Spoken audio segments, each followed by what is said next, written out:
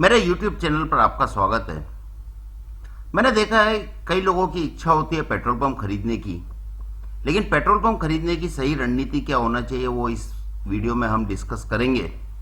इसके पहले कि मैं इस वीडियो में आगे बढ़ूं, मैं उम्मीद करता हूं कि आप इस चैनल को सब्सक्राइब करेंगे और बेल आइकन दबाएंगे ताकि जैसे ही मैं नया वीडियो पोस्ट करूं आपको इमीडिएट अलर्ट मिल सके। और साथ ही साथ आप इस वीडियो पर कमेंट जरूर करेंगे, लाइक करेंगे और अपने साथियों के साथ शेयर करेंगे।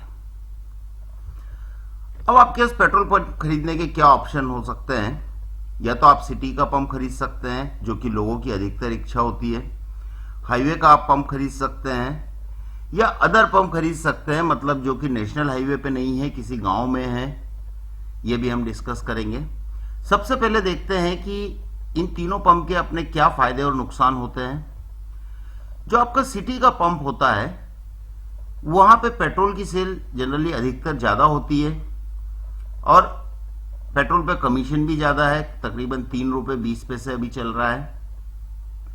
सिटी के पंप अधिकतर काफी अच्छे बने होते हैं और रेडी टू यूज पंप होते हैं, परंतु जो जमीन की कीमत है वो बहुत ज्यादा होती है और वहां पे जो एक्चुअल जमीन की कीमत है उससे भी ज्यादा डीलर वहां पे डिमांड करता है। लेकिन सिटी के पंप में क्या है कि आपका एरिया लिमिटेड रहेगा, अर्थात अगर आपको फ्यूचर में कोई एक्सपेंशन करना है तो उसका प्रोविजन अवेलेबल नहीं रहता है। अब चूंकि सिटी का पंप है जहां पे कैश सेल ज्यादा है तो डीलर की हमेशा उम्मीद रहती है कि उस पंप की जो जमीन को छोड़ के जो पंप की कीमत है वो उसको ज्यादा मिले। परंतु इसमें एक बात बहुत जरूरी ध्यान देनी है कि उस पंप की वहां पर उस एरिया में रेपुटेशन क्या है, क्योंकि कोई अगर डीलर इतना प्रॉफिटेबल बिजनेस बेच के उससे बाहर निकलना चाह रहा है तो आपको ये जानना जरूरी है कि क्या वो रेपुटेशन खराब होने की वजह से बाहर निकल रहा है और उस पंप की सेल क्या है। तो ये एक बहुत इंपॉर्टेंट फैक्टर है, क्योंकि अगर आप खराब रेपुटेशन का पंप अगर आप खरीदते हैं तो आप गारंटी नहीं ले सकते कि आप उसकी सेल बढ़ा पाएंगे, क्योंकि वो पंप एग्जिस्टिंग लोकेशन पे ही है और उसकी रेपुटेशन खराब होने की वजह से कस्टमर को अट्रैक्ट करना बड़ा मुश्किल हो जाता है। सिटी के पंप में एक फायदा यह है कि आपको आसपास में कोई नया पंप नहीं आ सकता, तो आपको जो है एक फ्यूचर कंपटीशन जो है वो इतने जल्दी नहीं मिल सकती है। एक आपको दूसरे रिवेन्यू सोर्स, जैसे आप एटीएम लगा सकते हैं, आप ग्रोसरी स्टोर खोल सकते हैं या कुछ और कर सकते हैं, तो ये आपको दूसरे रिवेन्यू सोर्स आपको मिल सकते हैं। परंतु सिटी के पंप में जो है आपका सेल बढ़ाने के जो स्कोप रहता है वो बहुत लिमिटेड हो जाता है।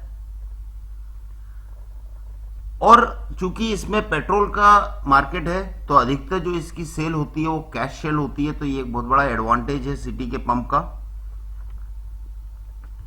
यहां पर हम हाईवे का पंप देखेंगे। हाईवे के पंप में जो फायदे और नुकसान है उसमें या तो एवरेज या फिर बहुत ज्यादा डीजल की सेल हो सकती है, परंतु पेट्रोल की जो सेल होती है काफी लिमिटेड होती है। परंतु अगर आपकी बहुत ज्यादा डीजल की सेल है तो डेफिनेटली वहां पे आपका एक क्रेडिट सेल काफी ज्यादा होगी, तो वहां पे जो आपका वर्किंग कैपिटल रिक्वायरमेंट है काफी बढ़ जाता है। अब चूंकि जब आप क्रेडिट सेल करते हैं, उधारी की बात करते हैं, तो उधारी में क्या होता है कि कई बार आपकी उधारी वापस नहीं आ पाती है, तो यह आपको एक हमेशा खतरा बना रहता है। जो कंडीशन ऑफ पेट्रोल पंप जो है वो डिपेंड करता है कि वो आपको देखना पड़ेगा, क्योंकि हर तरीके के काफी अच्छे बने हुए पेट्रोल पंप भी है हाईवे पे और काफी खराब पेट्रोल पंप भी है। जो जमीन की कीमत होती है चूंकि हाईवे पे है तो एक एवरेज टाइप की होगी, बहुत ज्यादा भी नहीं होगी और बहुत कम भी नहीं होगी। है कि जमीन की बहुत साइज बड़ा होता है तो आपको फ्यूचर में अगर कोई यहाँ पे एक्सपेंशन करना है तो वो आप कर सकते हैं। जहां पर जो है डीलर के द्वारा जो पंप की कीमत आकी जाती है वो बहुत ज्यादा भी नहीं होती और बहुत कम भी नहीं होती है, एक एवरेज टाइप की होती है। दूसरा क्या है कि ये जरूरी नहीं है कि जो हाईवे का पंप है वो पंप की रेपुटेशन खराब होने की वजह से डीलर बेचना चाह रहा है। हो सकता है वो उसको इतने डिस्टेंस पे मैनेज नहीं कर पा रहा हो या और कोई कारण हो जिसकी वजह से बेचना चाह रहा हो, तो ये जरूरी नहीं है कि उसकी रेपुटेशन पंप की खराब ही हो। परंतु हाईवे के पंप में आपके आसपास में जैसी आपकी सेल बढ़ेगी आपके आसपास में नए पंप आ सकते हैं, तो फ्यूचर कंपटीशन आपको लगा रहेगा। परंतु हाईवे के पंप में आपके पास में जो दूसरे रेवेन्यू की अपॉर्चुनिटी है वो बहुत लिमिटेड होती है। आप जैसे ढाबा खोल सकते हैं, कुछ कॉफ़ी शॉप खोल सकते हैं, बट डेफिनेटली आपके पास में एटीएम, राशन की दुकान और ये सब चीज़ें आप नहीं कर सकते हैं। तो अपॉर्चुनिटी रहती है लेकिन उतनी ज़्यादा नहीं रहती है। आप सेल हाईवे के पंप में किसी भी लिमिट तक बढ़ा सकते हैं, लेकिन डेफिनेटली डीजल की बेस की सेल है तो आपका क्रेडिट रिक्वायरमेंट बढ़ जाएगा और आपका वर्किंग कैपिटल रिक्वायरमेंट जो है आपको पंप पे पैसा लगाना वो काफ़ी हद तक बढ़ जाएगा। इसके अलावा जो अदर पंप हैं जो कि ना तो हाईवे पर आते हैं या तो वो स्टेट हाईवे पे हैं या फिर किसी गांव में है, उसके बारे में देखते हैं क्या फायदे और नुकसान हैं। जो आपकी पेट्रोल और डीजल की सेल होती है वो एक एवरेज टाइप की होती है यहाँ पर, और इसमें कुछ उधारी की सेल होती है, कुछ कैश की सेल होती है। खासकर अगर एग्रीकल्चर बेल्ट की सेल होती है तो वहाँ पर उधारी की सेल डीजल में काफ़ी हो जाती है एग्रीकल्चर सीजन के टाइम पे। और जब उधारी की सेल होगी तो डेफिनेटली आपको एक उधारी की वापसी का एक खतरा बना रहेगा। इसमें जो कंडीशन जो है पंप की वो आप कह नहीं सकते हैं, ये आपको देखना पड़ेगा कि वो अच्छी है कि बुरी है। और चूंकि ये स्टेट हाईवे पे है तो इसकी जमीन की जो कीमत होती है वो काफ़ी कम होती है और वहाँ पे डीलर बहुत ज़्यादा उम्मीद भी नहीं करता है कि उसको कोई एक्स्ट्रा प्रीमियम मिले। यदि यहाँ पे आपके पास जमीन अवेलेबल है तो आपके पास में एक अपॉर्चुनिटी रहती है कि आप इसमें फ्यूचर में एक्सपांशन कर सकें, परंतु इस एक्सपांशन की आपको जरूरत नहीं पड़ेगी क्योंकि इसकी जो सेल है वो लिमिटेड रहती है। जो पंप की जमीन को छोड़ के जो पंप की कीमत आंकता है डीलर अधिकतर, वो एक लो सेगमेंट में रहती है, वो बहुत ज्यादा कीमत नहीं आंकता है क्योंकि वहां पे पेट्रोल डीजल की सेल भी कम है। इसके अलावा ये जरूरी नहीं है कि पंप की रेपुटेशन खराब है इसी वजह से डीलर बेच रहा है, कई और कारण हो सकते हैं इस तरह के पंप के बेचने के। इस पंप में हमेशा जो फ्यूचर कंपटीशन रहता है, क्योंकि आसपास सब जमीनें खाली पड़ी हैं तो कोई भी ऑयल कंपनी आके वहां पे पंप लगा सकती है, तो फ्यूचर कंपटीशन का थ्रेट जो आपको खतरा हमेशा बना रहता है। यहां पर आप कोई अदर रेवेन्यू सोर्स आप नहीं कर पाते हैं, बहुत थोड़े ऑप्शन अवेलेबल रहते हैं। जैसे आपने किसी कृषि इक्विपमेंट की दुकान खोल दी या खाद बीज की दुकान खोल दी, वहां पे डेफिनेटली आप ना तो ढाबा खोल सकते हैं ना एटीएम लगा सकते हैं, तो बड़े लिमिटेड दूसरे टाइप की अपॉर्चुनिटी अवेलेबल रहती है अदर बिजनेसेस के लिए। और यहां पर जो है आपको सेल बढ़ाने का कोई बहुत ज्यादा स्कोप नहीं रहता है। तो अब यह हमने तीनों टाइप के पंप के फायदे और नुकसान देखे। यहां पर अभी हम देखते हैं कि अगर आपको पंप खरीदना है, देखिए अगर ये आपको पंप खरीदना, हाईवे पंप खरीदना, सिटी पंप खरीदना या अदर पंप खरीदना और उसी जगह पे चलाना है तो ठीक है। लेकिन अगर आपकी मंशा है कि आपको सिटी में पंप खरीदना है या फिर हाईवे पे खरीदना है, तो यहां पे हाईवे पे खरीदना है और हाईवे पे चलाना है तो कोई ऑप्शन नहीं, आप सीधे हाईवे का पंप खरीदिए और हाईवे पे चलाइए। यदि आपको सिटी में पंप खरीदना है तो मैं यहां पे सजेस्ट करना चाहता हूं आपको कि आप कहीं पे स्टेट हाईवे का या गांव का पंप खरीदें और उसको रिसाइटमेंट करके आप सिटी के अंदर में, जो अधिकतर आपने देखा होगा लिंक रोड या बाईपास रोड आपकी बनती है, तो उस पे आप रिसाइटमेंट कर लीजिए।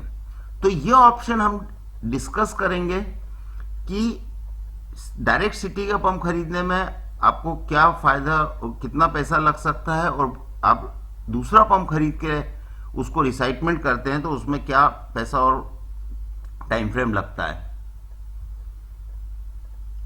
यहां पर मैंने आपको दिखाया है कि जमीन की कीमत जो है, मान के चलिए सिटी में 10,000 स्क्वायर फीट का पंप है, तो 10,000 स्क्वायर फीट में आपकी जो है 10,000 रुपए स्क्वायर फीट के हिसाब से 10 करोड़ की तो जमीन की कीमत हो गई। भले वहां पे 7,000 रुपए स्क्वायर फीट का भाव होगा, लेकिन डीलर हमेशा उस जमीन का प्रीमियम रेट चाहता है। लेकिन अगर आप रिसाइटमेंट के लिए लिंक रोड या बाईपास रोड पर या सर्किल रोड पर आप जमीन खरीदते हैं, वहां आप 22,500 स्क्वायर फीट मतलब 1 बीघे के तकरीबन आप जमीन ले लेते हैं, तो भी वो 2,000 रुपए के भाव की भी मिलती है, तो आपको 4.5 करोड़ की जमीन हो गई। सिटी में हमेशा डीलर अपने पंप की एक प्रीमियम वैल्यू चाहता है जमीन के अलावा, वो उम्मीद करता है 1 से 1.5 करोड़ उसको मिले, लेकिन जो गांव का पंप है वो आपको 20-25 लाख रुपए में भी मिल सकता है। सिटी के पंप में एक चीज है कि आपको कोई रिसाइटमेंट का झंझट नहीं है और कोई फ्रेश एनओसी की जरूरत नहीं है। ये ना, आप जिस दिन आपने पंप खरीदा उसके बाद में आपका डीलरशिप चेंज हुआ और आप तुरंत उसको यूज करना शुरू कर सकते हैं। परंतु यहाँ पर क्या है कि आपको किसी गांव का या स्टेट हाईवे का पंप खरीद के उसमें रिसाइटमेंट की आपको जरूरत पड़ेगी, तो आपको नई एनओसी लेनी पड़ेगी नई जमीन पे और सारे कार्यवाही पूरी करनी पड़ेगी, तभी आप सेल्स स्टार्ट कर सकते हैं। तो इसका मतलब क्या है कि सिटी पंप में तो सेल फर्स्ट डे से हो जाती है, बट यहाँ पर रिसाइटमेंट की पूरी प्रोसेस कंप्लीट होने के बाद होती है। फ्यूचर एक्सपांशन एक बहुत इंपॉर्टेंट पैरामीटर है। सिटी पंप में चूंकि जमीन कम है तो आपका जो है कोई फ्यूचर एक्सपांशन की पॉसिबिलिटी बहुत कम रहती है, परंतु यहां पर चूंकि आपने काफी बड़ी जमीन खरीदी है तो आपके पास में फ्यूचर एक्सपांशन की अपॉर्चुनिटी अवेलेबल रहती है। यदि आप देखेंगे, मैंने एक वीडियो बनाया था डाउन स्ट्रीम मतलब पेट्रोल पंप के लिए क्या भविष्य में खतरा हो सकता है। जो इलेक्ट्रिकल व्हीकल है उसके हिसाब से अगर आप देखेंगे तो इलेक्ट्रिकल व्हीकल जो है आने वाले हैं, और मेरे हिसाब से 10 साल में जो आपका पेट्रोल पंप का बिजनेस का शेप है पूरा चेंज हो जाएगा। यदि आप फ्यूचर एक्सपांशन की बात करें और मान के चलिए कि भविष्य में पेट्रोल पंप पे इलेक्ट्रिकल चार्जिंग फैसिलिटी लगती है, तो आप सिटी के पंप में वो चीज नहीं कर पाएंगे। लेकिन यहां पर चूंकि आपके पास जमीन अवेलेबल है तो आप यहां पर डेफिनेटली अपना इलेक्ट्रिकल चार्जिंग की फैसिलिटी लगा सकते हैं, क्योंकि एक इलेक्ट्रिकल व्हीकल को चार्ज करने में कम से कम 30 से 40 मिनट लगेगा। अर्थात आपको उतना स्पेस अवेलेबल होना चाहिए कि आप 10, 15, 20 कार इकट्ठी खड़ी करके या 5-10 ट्रक इकट्ठे खड़े करके आप उसको साइमल्टेनियसली चार्ज कर सकें। तो ये आपके पास में स्कोप रहेगा लिंक रोड या बाईपास पे यदि आप पंप खोलते हैं तो बड़ी जमीन पे।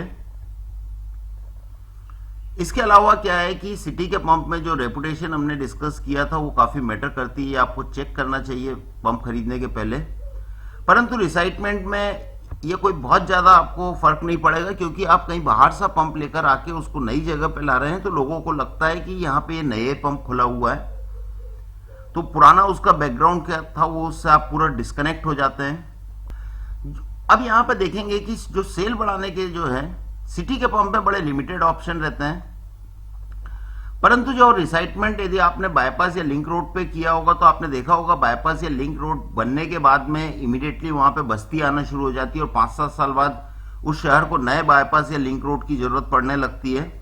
तो यहाँ पे आपकी सेल जो है धीरे धीरे करके बढ़ती रहेगी। सिटी का पंप चूंकि रेडी टू बिल्ट है, वहां पर रिसाइटमेंट के लिए कोई टाइम की जरूरत नहीं है, लेकिन यहां पर आप बाहर का पंप सिटी के अंदर में लेकर आना चाहते तो आपका रिसाइटमेंट में 3 से 6 महीने का समय लग सकता है। ये हम डिटेल में डिस्कस करेंगे। सिटी के अंदर में आपकी जो अदर बिजनेस अपॉर्चुनिटी जैसे एटीएम आदि जो है वो आपकी अवेलेबल रहती है, लेकिन लिंक रोड या बाईपास रोड पे इमीडिएट अवेलेबल नहीं रहेगी, लेकिन जैसे जैसे आपकी बस्ती बढ़ती रहेगी आपको ये अपॉर्चुनिटी मिलती रहेगी। तो ये सब चीजें थी जो आपको डिसाइड करना है कि आपके लिए क्या ऑप्शन सही है। इतना पैसा लगाकर आपको सिटी का पंप खरीदना है कि बाहर के पंप को लाके रिसाइटमेंट करके आप किसी बाईपास या लिंक रोड पर अपना पंप एस्टेब्लिश कर लें।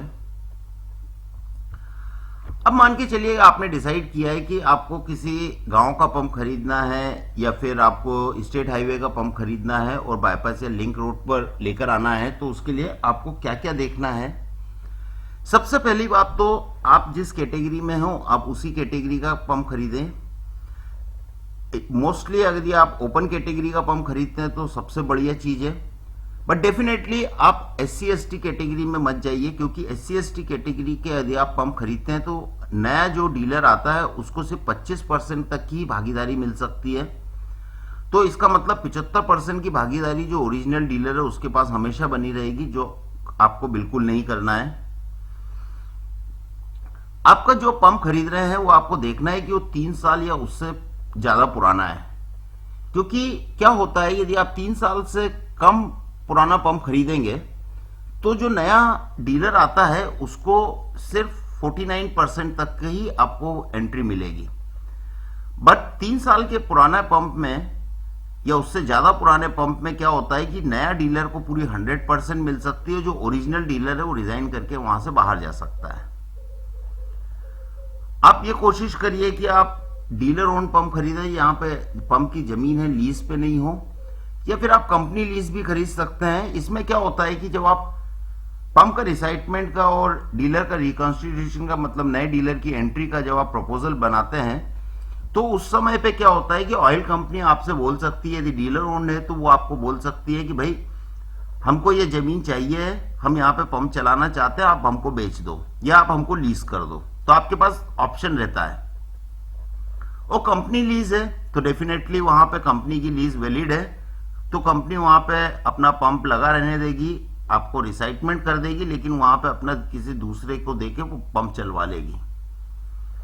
एक बात आपको जरूर ध्यान रखना है कि जो भी आप पंप खरीद रहे हैं, गांव का या स्टेट हाईवे का जो कि अदर पंप है, उसको आपको सेम स्टेट में खरीदना है। जैसे मान के चलिए कि आप जयपुर में पंप लगाना चाहते हैं, तो आपको यह ध्यान रखना है कि आप कोई भी पंप खरीदें और राजस्थान में खरीदिए, क्योंकि ये नहीं पॉसिबल हो सकता है कि आपने मध्य प्रदेश में पंप खरीद लिया और उसको राजस्थान में रिसाइटमेंट कर दिया। ये पॉसिबल नहीं है। मतलब एक स्टेट से दूसरे स्टेट में आप पंप लेके नहीं जा सकते। एक बात आपको ध्यान रखना है कि आप जो पंप खरीद रहे हैं वो रिमोट एरिया में ना हो और मोनोपोली एरिया में ना हो, क्योंकि इन पंप का रिसाइटमेंट नहीं हो सकता है। रिमोट एरिया क्या है कि जो आपका नॉर्थ ईस्ट है उसको रिमोट एरिया है, हम ज्यादा डिस्कस नहीं करेंगे। परंतु मोनोपोली एरिया क्या होता है कि जैसे आपका किसी गांव में सिर्फ एक पंप है, वो मोनोपोली एरिया हो गया, उस पंप का कभी रिसाइटमेंट नहीं हो सकता है। दूसरी चीज क्या है कि यदि आपका कोई पंप है किसी गांव में और उसके 10 किलोमीटर की रेडियस में कोई पंप नहीं है और वो स्टेट हाईवे या नेशनल हाईवे पे नहीं पड़ रहा है, तो वो आपका मोनोपोली एरिया हो जाता है। तो ये पंप का कभी रिसाइटमेंट नहीं हो सकता, ये आप बिल्कुल ध्यान रखिएगा। यदि आप दिल्ली में पंप लगाना चाहते हैं तो दिल्ली में ही आप पंप खरीद सकते हैं, अदरवाइज आपको दिल्ली में पंप खरीदना अवॉइड करना चाहिए, क्योंकि दिल्ली में जो भी पंप है वो सिर्फ एनसीआर एरिया में ही रिसाइटमेंट हो सकता है। तो ये चीजें आपको ध्यान रखनी है कि आपको पंप खरीदते समय आपके क्या ऑप्शन है, आप क्या करना चाहते हैं, किस तरीके से आपकी प्रोसेस रन होगी। और इसमें जो गवर्नमेंट की पॉलिसी गाइडलाइन है, इसमें आपको एप्लीकेशन देना पड़ता है नए डीलर अपॉइंटमेंट के लिए या रिसाइटमेंट के लिए। इसके फॉर्मेट है A2, B2, C2 and D2, ये 4 एप्लीकेशन फॉर्म है। इसका मैं डॉक्यूमेंट इस वीडियो के साथ में लिंक में मैं डाल रहा हूं, आप इसे डाउनलोड करके पढ़ सकते हैं। मैं उम्मीद करता हूं कि आपको ये वीडियो पसंद आया होगा। आपका बहुत बहुत धन्यवाद इसे देखने और सुनने के लिए। और मैं आपसे पुनः विनती करता हूं कि आप इस चैनल को सब्सक्राइब करिए और बेल आइकन दबाइए, क्योंकि अभी बहुत वीडियो आने वाले हैं।